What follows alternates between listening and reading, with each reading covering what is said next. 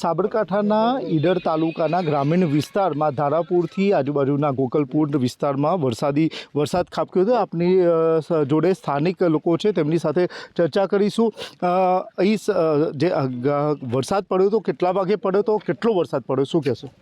વરસાદ લગભગ 3 થી 6 સુધી વરસાદ પડ્યો છે, સતત ચાલુ રહેલું છે।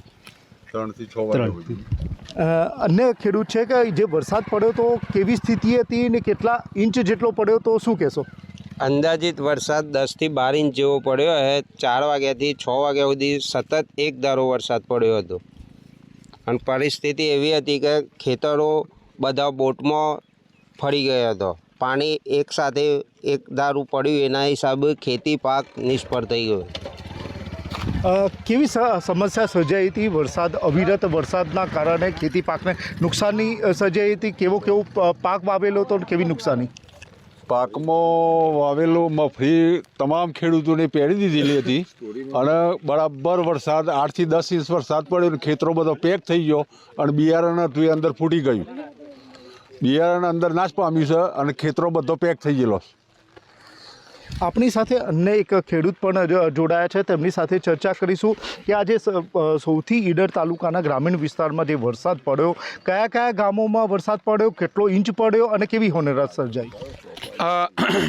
અમારા અહીંયા આ વિસ્તારમાં કાલે લગભગ 3 વાગ્યાથી તે 7 વાગ્યા સુધી વરસાદ પડ્યો છે।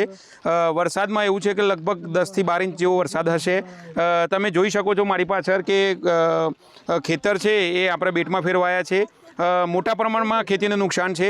અમે એકડે 20 જે ડીએપી છે, ડીએપી પછી ખેતર ખેડામણ અને આ બધું કરીને કુલ 20 થી 25 હજાર ખર્ચો છે। બિયારણના અમે 80 કિલો વાપરીએ છીએ, તો આ બધો ખર્ચો લગભગ સમથિંગ 20 થી 25 હજાર થાય છે। અમારા ગોકલપુરાની અંદર લગભગ મોટા કોટડા, ધારાપુર, રૂવચ, મહાભારત, સાબલી આ બધા ગામોમાં અહીંયા પણ એટલા પ્રમાણમાં જ વરસાદ છે અને મોટા પ્રમાણમાં નુકસાન પણ થયું છે। બીજું અમે બધા જ આજુબાજુના ગામો બધા પશુપાલન સાથે પણ સંકળાયેલા છીએ, તો પશુપાલનમાં પણ જે ઘાસચારો છે એ નાશ પામ્યો છે।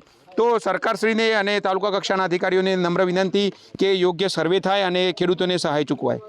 જે આજુબાજુનો વિસ્તાર ગણાય, એ કયો મુખ્યત્વે પાક વવાતો હોય છે અને કેટલા પ્રમાણમાં પાક વાવણી થઈ છે અને કેટલું નુકસાન છે? અહીંયા અમારે જોઈએ તો લગભગ મુખ્યત્વે પાકમાં મગફળી વધુ પડતી હોય છે, પછી સોયાબીન છે, કપાસ છે, પણ મગફળીનું વધુ પડતું વાવેતર હોય છે અને મગફળીના વાવેતરની અંદર એકરે અમે જે મેં આગળ કીધું એમ 25 થી 20 હજાર રૂપિયાની આસપાસ ખર્ચો થતો હોય છે। એના બિયારણ લગભગ 80 કિલો અમે વાવતા હોઈએ છીએ અને ખેડામણ અને જે ખાતર છે એ બધો સમથિંગ 20 થી 25 હજાર ખર્ચો છે અને એ ખર્ચો પણ અમને આમાંથી મળે એમ નથી, કારણ કે પરિસ્થિતિ એવી વિકટ છે કે અમે આજ સુધી આ વરસાદ આ રીતના જોયો નથી। અહીંયા જે સ્થાનિક ખેડૂતો હતા કે તેમનું કહેવું છે કે વરસાદના કારણે મોટી ખેતી નુકસાનીની સ્થિતિ પેદા થઈ છે। સાથોસાથ આજથી જે સમગ્ર સાબરકાંઠામાં યલો એલર્ટ જાહેર કર્યું છે। વરસાદની સ્થિતિ અત્યારે શરૂ થઈ છે। હજી જો પણ ભારે વરસાદ જામે તો સાબરકાંઠાના ખેડૂતોને પાક નુકસાની મામલે રોવાનો વારો આવે તો નવાય નહીં, પણ હાલમાં સમગ્ર એરિયામાં ખેરબમ્મા, વડાલી અને ઈડર ગ્રામીણ વિસ્તારમાં વરસાદની આફતના કારણે ખેડૂતોને નુકસાનીનો સામનો કરવો પડી રહ્યો છે। હિતેશ રાવલ, સંદેશ ન્યૂઝ, ઈડર।